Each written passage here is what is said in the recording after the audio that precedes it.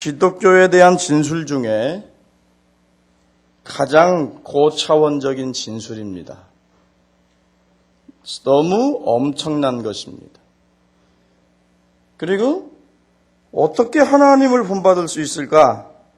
이해가 가지 않는 말씀이기도 합니다. 자, 4장 마지막 부분에서 25절에서 32절까지죠. 일상적인 생활의 문제, 일상적인 삶의 문제를 우리가 다루었습니다. 그러면서 갑자기 5장 1절에서 원리적이고 교리적인 부분으로 나아갑니다.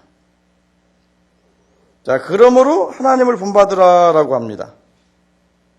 자, 그러므로 하나님을 본받으라라는 얘기는 이제까지 말씀하신 것, 25절에 보면 거짓을 버리라 그랬지요.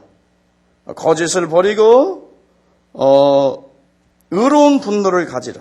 그리고 더러운 말은 너 입 밖에도 내지 마라. 그리고 하나님의 성령을 근심하게 하지 말라. 너희 마음속에 악독과 노함을 버리고 인자와 불쌍히 여기는 마음과 용서하는 마음 가져라. 자, 이런 일상적인 삶의 변화, 이런 삶의 열매는 결국에 하나님을 본받는 자가 될 때 가능하다는 얘기입니다. 여러분들이 4장, 5장을 특별하게 분리할 필요 없어요. 이건 여러분들이 성경을 읽기 쉽게 4장, 5장 이렇게 분리해 놓고 몇 절 분리해 놓은 것이지, 어떤 주제나 어떤 단락별로 어떤 하나의 사상별로 그렇게 분리해 놓은 것 아닙니다. 그러니까 특히 장에 얽매일 필요 없어요. 그러니까 뭐예요? 그렇게 너희가 불쌍히 여기고 서로 용서하고 그리고 서로 인자하고, 그러므로 하나님 사랑을 입은 자녀같이 너희는 하나님 본받는 자가 되라. 자, 하나님을 본받는 자가 되라는 얘기를 원어상으로 이야기하면 하나님을 따르는 사람이 되라. 하나님을 모방하는 사람이 되라. 하나님을 본뜨는 사람이 되라. 그런 의미를 가지고 있어요. 자, 우리는 혈과 육을 가진 사람입니다. 아직도 우리 속에는 죄의 세력들이 잔재해 있습니다. 마귀의 시험에 유혹에 잘 넘어집니다. 아직도 악한 것이 우리들의 마음속에 있습니다. 그런데 하나님께서 우리를 향해서 하나님을 본받는 자 되라고 요구하고 있습니다. 너희들을 하나님 본받는 자 되라고 호소하고 있는 겁니다.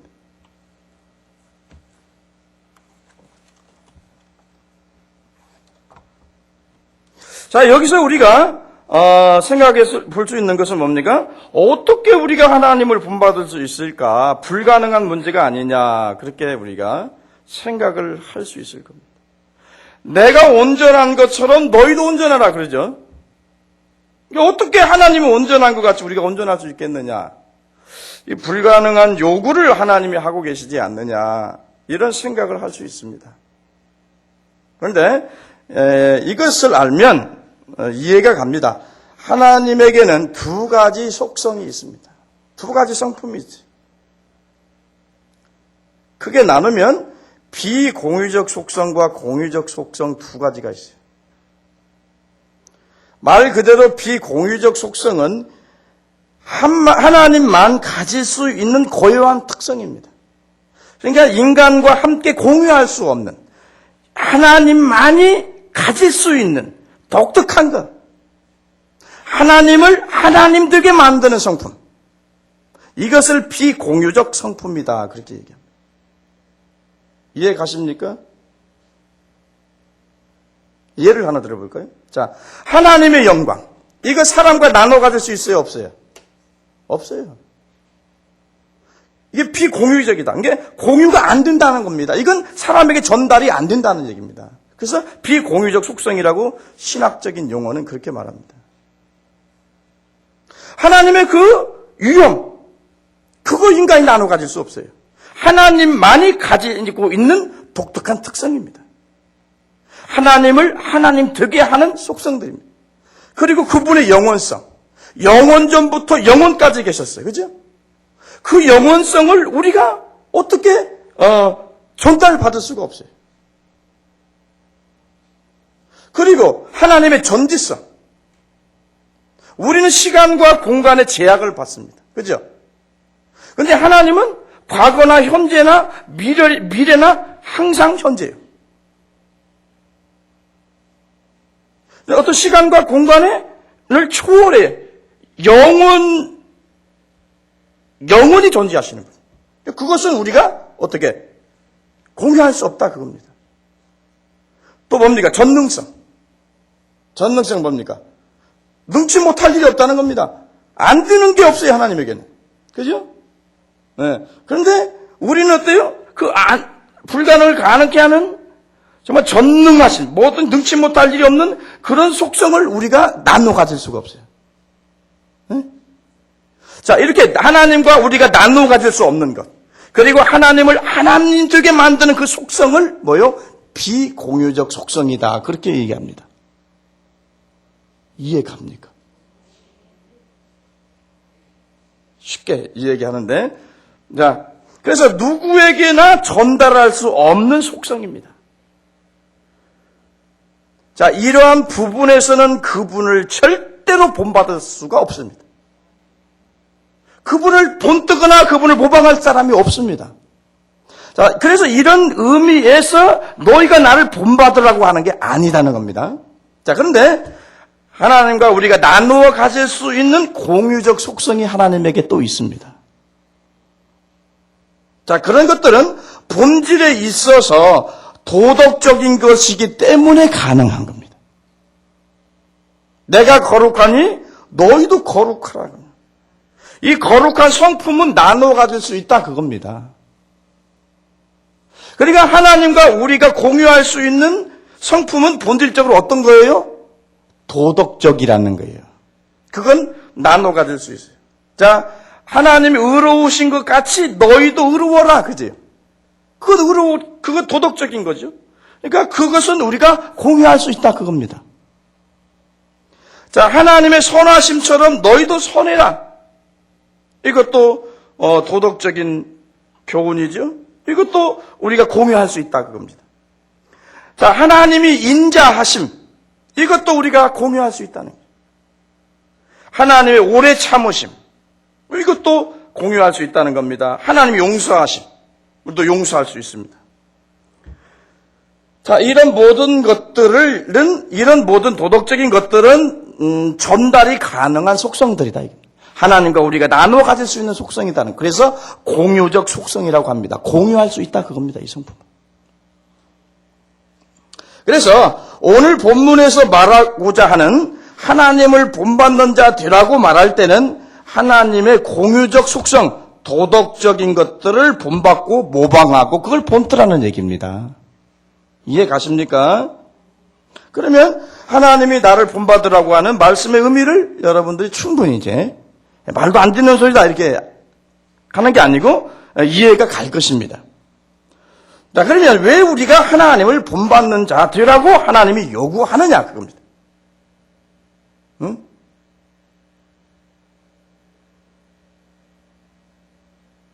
그러니까 우리 기독교인들이 예수 믿어서 우리 그리스도인들의 신앙의 목적 그리고 우리가 도달해야 할 목적지가 뭐예요? 하나님을 본받는 그 자리요. 그리스도의 장성한 분량에 이르는 것.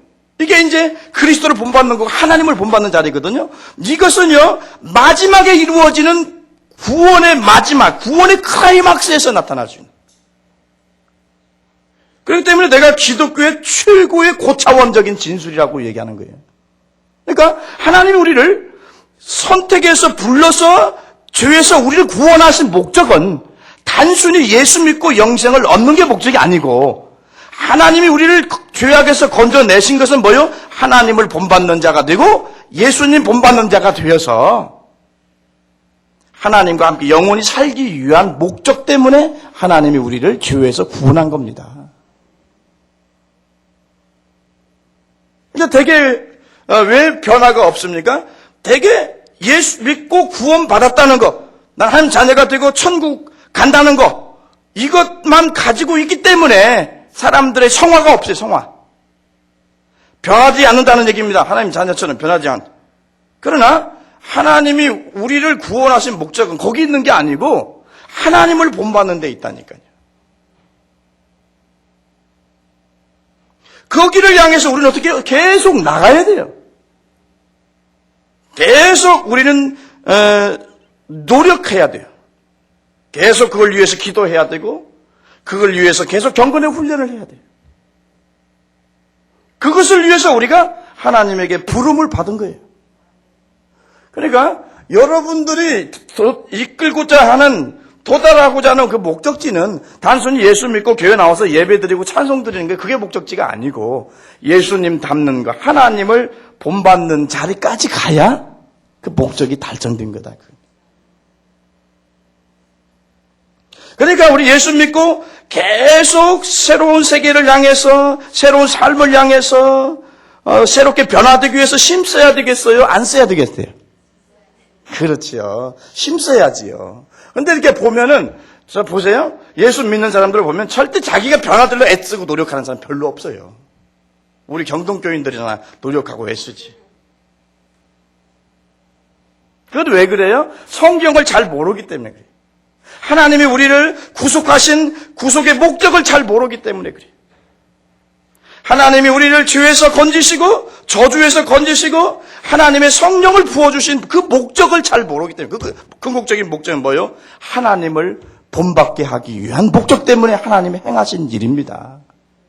믿습니까? 자, 그러면 왜 우리가 하나님을 본받는 자 되라고 요구를 하느냐는 겁니다. 그 첫째는 뭐냐면 하나님 자녀들이니까 아버지를 본받는 건 당연하다 그겁니다. 자, 그러므로 하나님의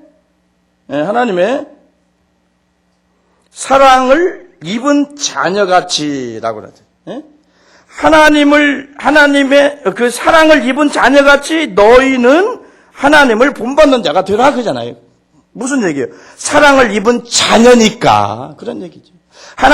너희는 하나님의 사랑을 입은 자녀니까 너희는 하나님을 본받는 자 되어야 마땅하다 그런 의미입니다.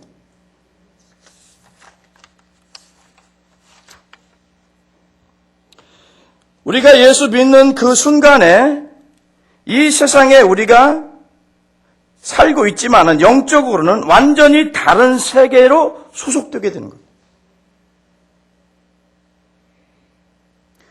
우리는 어때요? 하나님의 나라로 옮겨졌어요. 우리의 영적인 신분이 변화됐습니다.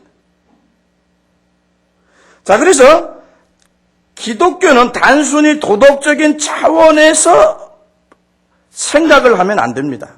도덕적인 차원에서 거짓말하지 마라, 악한 모양이라도 버려라, 악독과 노함을 품지 마라 그런 의미가 아니죠. 도덕적인 차원에서 얘기하는 게 아닙니다. 자, 우리가 예수 그리스도를 믿고 거듭나는 순간 이 세상에 속한 사람이 아닙니다. 하나님에 속한 하나님의 자녀로 거듭나는 것입니다. 에베소서 볼까요? 에베소 1장 앞으로 나가볼까요? 에베소 2장 1장 3절에서 5절까지 한번 읽죠. 다 같이 읽읍시다. 시작. 찬송하리로다. 하나님 곧 우리 주 예수 그리스도의 아버지께서 그리스도 안에서 하늘에 속한 모든 신령한 복으로 우리에게 복 주시되 곧 창세전에 그리스도 안에서 우리를 택하사 우리로 사랑 안에서 그 앞에 거룩하고 흠이 없게 하시려고 그 뜻대로 우리를 예정하사 예수 그리스도 말미암아 자기 아들들이 되게 하셨으니 그랬어요.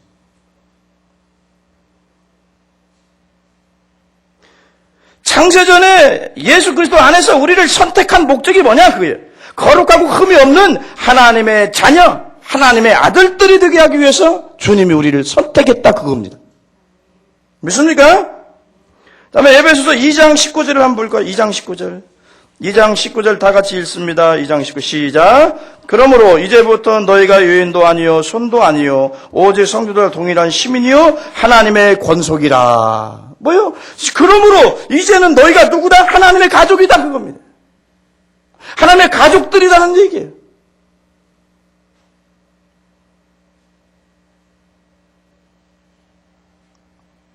너희들이 하나님 자녀가 되었으니까 어떻게 해요? 하나님을 본받고 하나님을 닮으라는 의미에서 도덕적인 삶을 요구하고 있는 겁니다.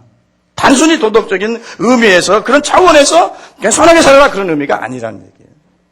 너희가 이 세상의 멸망의 도성에서 사탄의 그런 소속에서 너희가 구원을 받아서 하나님의 자녀로 거듭났기 때문에 하나님 나라로 옮겨진 하나님의 백성이기 때문에 너희의 아버지 하나님을 본받는 것이 마땅하다 그럽니다. 그런 의미에서 도덕적인 삶을 요구하는 겁니다. 이게 단순히 선한 사람이 되어라, 도덕적인 차원에서 좋은 괜찮은 사람이 되어라라는 의미가 아니라는 얘기예요. 일상적인 일반의 이 이교도들은 있잖아요. 그냥 도덕적으로 선하게 살고 이런 선하게 살아야 된다고 가르치죠. 단순히 그런 차원이 아니에요. 우리는 뭐예요? 하나님이 우리를 택정했어요. 왜요? 하나님의 아들들이 되게 하기 위해서. 그래서 예수님이 십자가에 오셔서 우리 죄를 대속해서 죽으셨어요. 그래서 우리가 하나님의 자녀로 거듭났어요. 하나님의 권속이에요. 그래서 하나님의 자녀가 되었으니까 너희는 어떻게 하라고? 도덕적으로 하나님의 자녀답게 천국법에 따라서 그렇게 살아야 된다 그겁니다.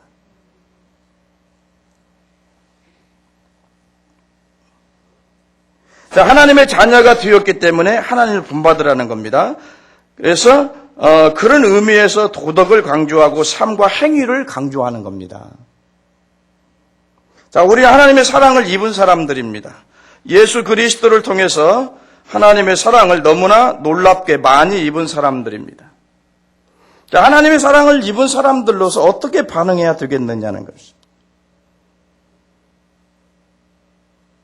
하나님의 사랑을 입은 성도는 어떻게 반응해야 되느냐?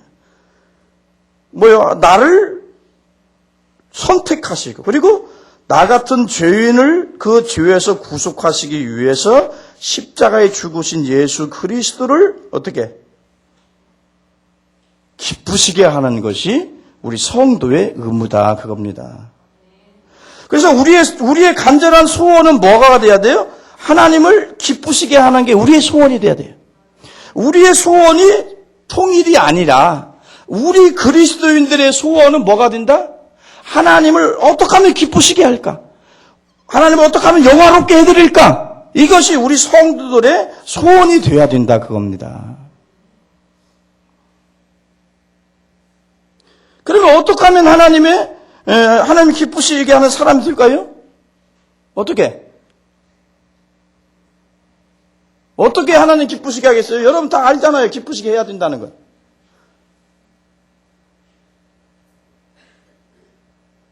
어떻게를 모르면 안 되지요. 자, 보세요. 하나님을 어떻게 하면 기쁘게 할까? 그것은 뭐냐면 내가 하나님을 사랑하면 기뻐하십니다. 그죠? 하나님을 내가 마음과 뜻과 정성과 생명을 다하여 주 너희 하나님을 사랑할 때 하나님을 기뻐하는 거죠. 그래서 하나님과 우리의 관계는 사랑의 관계지 어떤 법의 관계가 아니란 말이에요. 그래서 좀 말 안 들어도 돼요. 말을 잘 듣든지 말 조금 안 듣든지 어쨌든 하나님에게는 아주 소중하고 귀중한 하나님의 자녀니까. 그래서 우리는 하나님과 율법적인 관계가 아니고 하나님과 우리는 무슨 관계예요? 사랑의 관계예요. 그래서 우리가 아버지를 어때요? 하나님이 우리를 사랑했으니까 우리가 아버지를 마음과 뜻과 정성을 다해서 사랑하게 될 때 하나님 기뻐하시지요. 그러면 그냥 사랑은 말로 되느냐 그래요. 그 TV에서 뭐가 나옵니까?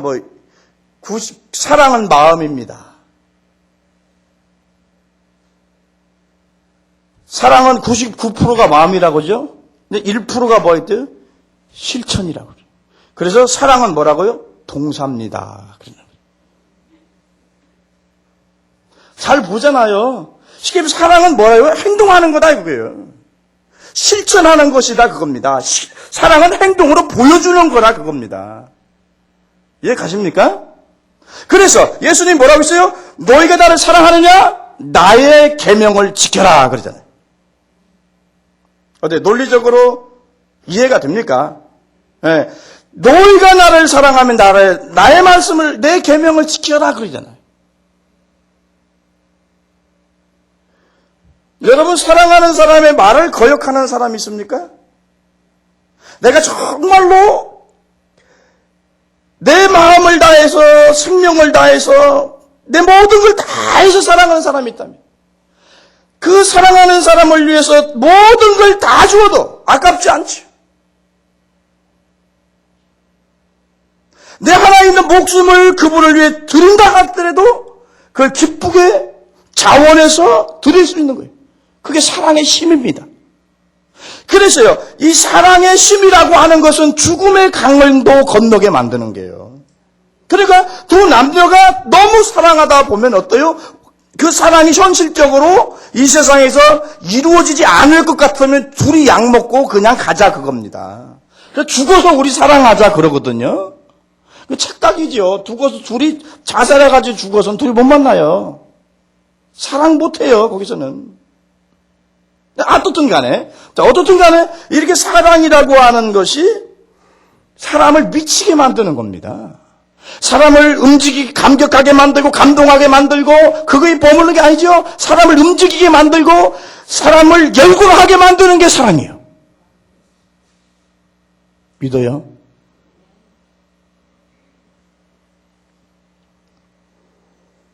너희가 나를 사랑하면 나의 계명을 지켜라.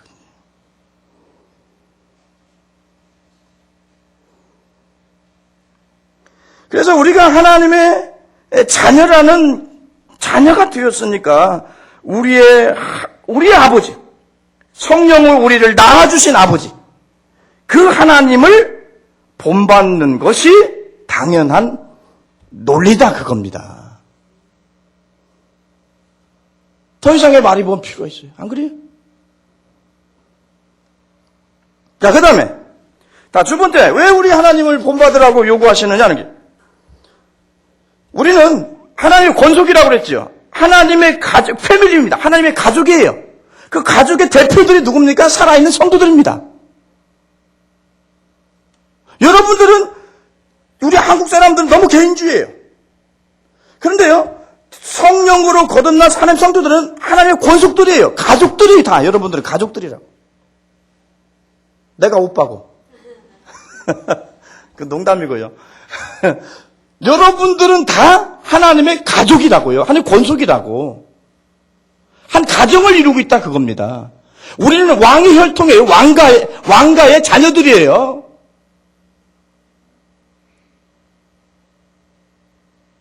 그러니까 서로를 향해서 뭐라 미워하지 마. 자, 보세요. 가정의 명예는 누구 손에 달려있냐면 우리 손에 달려있어요. 그 하나님이 왕이시고 그 하나님의 그 가정의 왕가의 그 가정의 명예는 그리스도인의 손에 달려있다 이게. 우리가 하나님의 가족들을 대표하는 사람들이에요. 우리를 통해서 하나님을 평가합니다. 우리들을 통해서 예수 그리스도가 어떤 분인가를 안 믿는 사람들이 평가하게 돼 있어요. 네? 그러니까 우리가 하나님의 그리스도 향기고 우리가 그리스도의 편지라고 그랬어요. 이 비유의 의미는 뭐냐면은 우리가 하나님을 대변하고 그리스도를 대변하는 그런 하나님의 가족의 대표자들이다 그겁니다. 그러니까 내가 잘못 살으면 어떻게 되죠? 하나님이 욕을 먹는 거죠.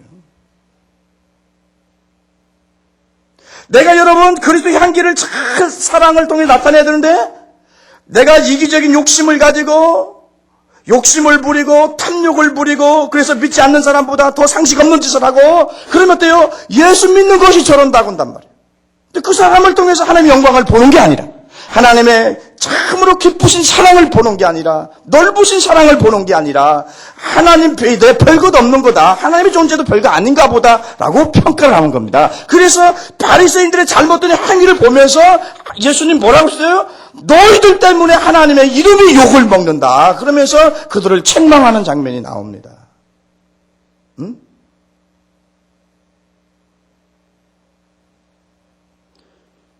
그래서 성도 한 사람 한 사람의 삶과 행동이 중요한 겁니다. 여러분들의 삶이 제대로 되어 있으면 하나님 앞에 영광이 될 것이고 가문의 영광이 될 것이고, 예? 우리가 삶과 행동을 통해서 불의와 불법을 드러낸다면은 가문의 영광이 아니라 가문의 수치가 된다 그겁니다. 그러니까 너희들은 하나님의 가족의 대표니까 너희들은 그리스도의 향기를 나타내고 그리스도의 좋은 편지가 되라는 얘기예요. 그러니까 너희들의 행실을 똑바로 하라는 겁니다. 그래서 너희가 내가 거룩한 것처럼 너희도 거룩하라 그거죠. 나를 본받으라는 얘기입니다.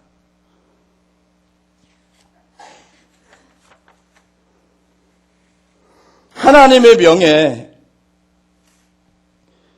교회의 명예나 그리스도의 명예는 우리의 삶을 통해서 나타난다는 겁니다. 교회가 양쪽으로 나뉘어가지고 싸우고 쌈박질하고 안 믿는 사람 보기 상식 없는 짓을 하면은요, 하나님의 명예가 더럽혀지는 겁니다. 그들의 구원의 길을 우리가 막는 겁니다. 우리의 잘못된 삶을 통해서. 그래서 교회도 교회를 윤리를 지키고 성도가 성도 간에 서로 사랑하고 우애하고 불쌍히 여기고 용서하라고 하는 겁니다. 교회가 서로 싸워보세요. 저것들 지네들끼리 싸운다. 그냥 하나님의 명예가 더럽혀지는 겁니다. 자, 우리들은 하나님의 가족들입니다.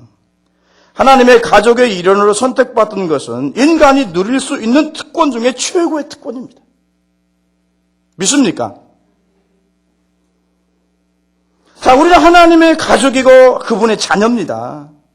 이보다 더 큰 특권과 이보다 더 큰 축복은 없는 것입니다. 우리가 예수 믿는 순간 사탄의 나라에서, 멸망의 도시에서, 어둠의 세상에서 벗어나서 하나님의 가정에, 하나님의 가족으로 받아들여졌어요. 왕의 가족으로 받아들여졌다는 겁니다. 세상에 그 어떤 것과 견줄 수 없는 놀라운 영광을 우리가 얻은 겁니다. 이 영예를 인식한다면은 우리가 행동을 어떻게 해요? 조심하게 해야 된다. 그겁니다. 왕과 일어나서 하나님 자녀가 되었으면 거기에 합당한 삶을 살아라. 그래서 하나님을 본받으라는 것입니다. 자, 그 다음에 2절 상반절을 한번 볼까요? 2절 상반절을 한번 봅시다. 자, 그리스도께서 너희를 사랑하신 것 같이 너희도 사랑 가운데서 행하라. 자, 그리스도께서 너희를 사랑하신 것 같이 너희도 사랑 가운데 행하라 그랬어요. 쉽게 말하면 하나님을 본받는 자 되려면 뭐 하라고요? 그리스도께 너희를 사랑한 같이 너희도 사랑 가운데 행하면 하나님 본받는 자라는 겁니다. 그래서 예수님이 새 계명 말씀하셨죠. 새 계명을 너희에게 주노니 너희는 서로 사랑하라. 내가 너희를 사랑한 것 같이 너희는 서로 사랑하라. 너희가 서로 사랑하면 이로써 모든 사람이 너희가 내 제자인 줄 알리라. 너희가 서로 사랑하면 믿지 않는 불신자들이 너희가 내 제자인 걸 알게 된다 그겁니다. 사랑함으로 인해서. 자, 어떻게 하나님을 본받는 자? 사랑 가운데 행하는 겁니다. 제가 지어낸 얘기도 아닙니다. 하나님의 말씀입니다.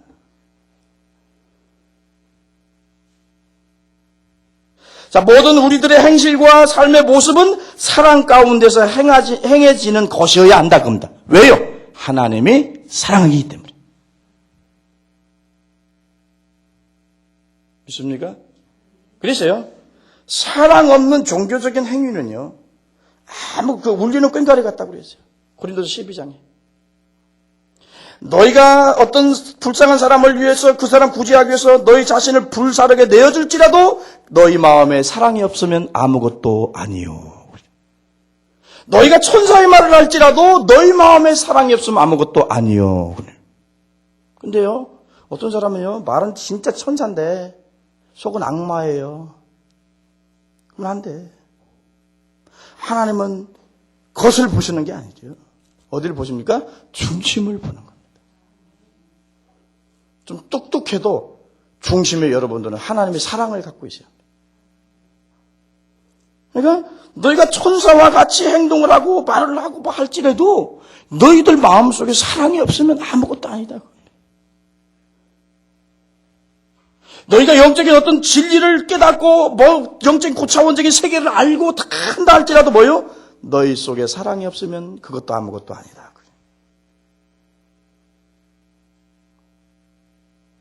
그런데 우리는 가장 중요하고 본질적이고 핵심적인 이 부분을 너무 가볍게 생각한다. 그래서 우리는 뭘 중요시 여깁니까? 열심히 교회 나오는 거 지금 믿음 아니면 교회도 못 나와요. 그죠? 주일 대회도 한번 제대로 못 나와요. 열심히 어떻든 간에 그냥 뭐든지 아무튼 간에 하나님이 성경에서 중요하다고 하는 걸 우리가 붙잡아야지. 응? 그래야 우리가 열매를 맺고 하나님 인정하고 승리하고 축복을 받는 거지. 우리가 중요하다고 생각하는 것 갖고 그거 자꾸 붙잡고 있으면 안 된다는 거예요. 대부분 보세요. 우리 성도들이 많이 믿으면서 열매가 없고 성화되지 않고 변화되지 않는 이유가 하나 있어요. 그건 뭐냐면은 하나님이 중요하다는 것은 안 중요하게 생각하고요. 하나님이 별로 안 중요하게 생각하는 것은 아주 중요하게 생각해요. 그러니까 하나님과 같이 가는 게 아니고 하나님과 따로 떨어져 하는 거지. 하나님이 청개구리 같은 신앙이에요. 그게. 자, 청개구리 어머니가 참 사시면서 아들을 하나 두었는데 그놈이 참 말을 안 들었죠. 그래서 산으로 가라면 어디로 가? 들로 가고. 들로 가라고 하면 산으로 가고. 자, 어머니가 이제 화병이 되져가지고 이제 죽게 생겼습니다. 그래서 마지막 유언을 이제 하고 죽으려고 이제 청개구리야 이리 오너다. 그래가지고 어때요? 유언을 하잖아요. 이놈이 분명 내가 이 들에다가 어디 살이라고 묻으면 저기 내가에다 묻을 것이다 이놈이. 그러니까 내가에다 묻으라고 그랬잖아 나를. 그렇죠? 어머니가 운명하는 모습을 보고 감동을 받았는지 철저히 회개를 하고 어떻게 했어요?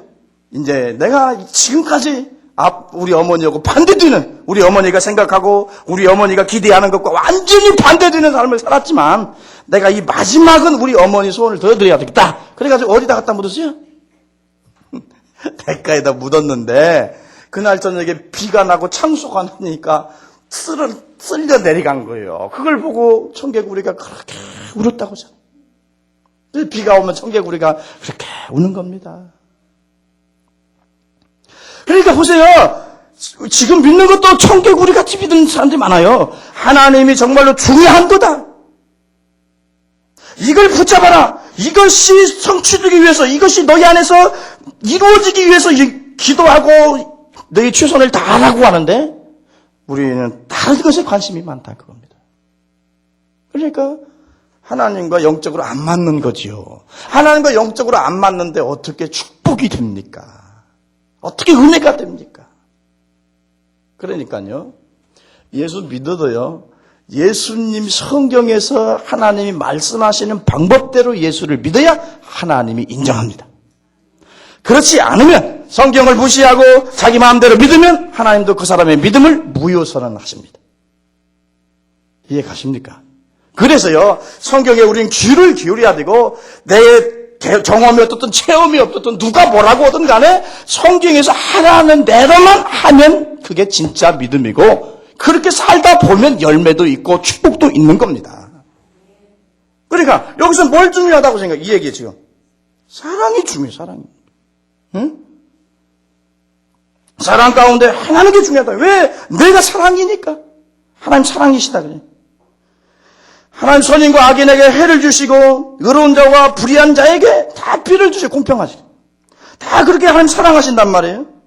자, 우리의 사랑도 그래야 된다는 얘기입니다. 뭐예요? 악한 자나 선한 자에게도 다 사랑하라 그러죠. 자, 예수님이 뭐라고 말해요? 만일 너희가 너희를 사랑하는 자를 사랑하면 무슨 상이 있으리요? 세리도 이와 같이 하느니라. 자기 민족의 세금의 혈세를 뜯어먹는 그런 도둑놈들도 지들끼리 사랑한다 그겁니다. 자기를 사랑하는 자는 사랑한다 그거예요. 그러니까 너희 그리스도인들의 사랑은, 하나님을 본받는 자의 사랑은 뭐예요? 조건이 없는 사랑. 불의한 자나 악한 자나 내게 잘한 자나 내게 못한 자나 누구에게든지 아낌없이 주는 사랑을 해야 된다는 그겁니다.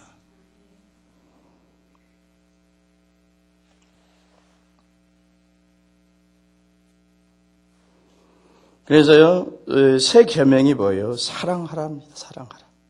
이게 가장 중요합니다. 이것이 없으면 아무리 열성을 가지고 아무리 많은 것을 하나님 앞에 드려도 그것이 열매가 없어요.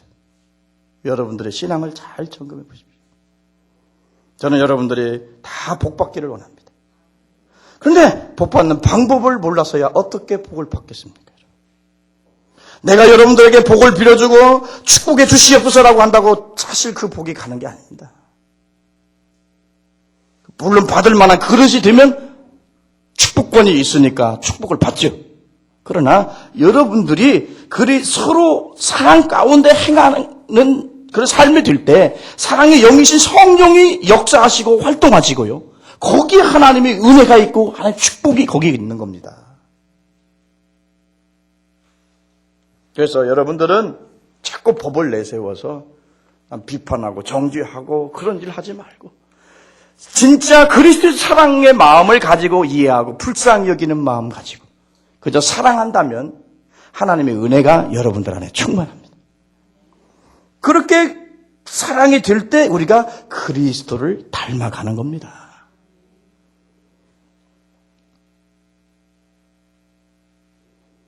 자, 너희는 하나님의 온전하심과 같이 너희도 온전하라 그러죠.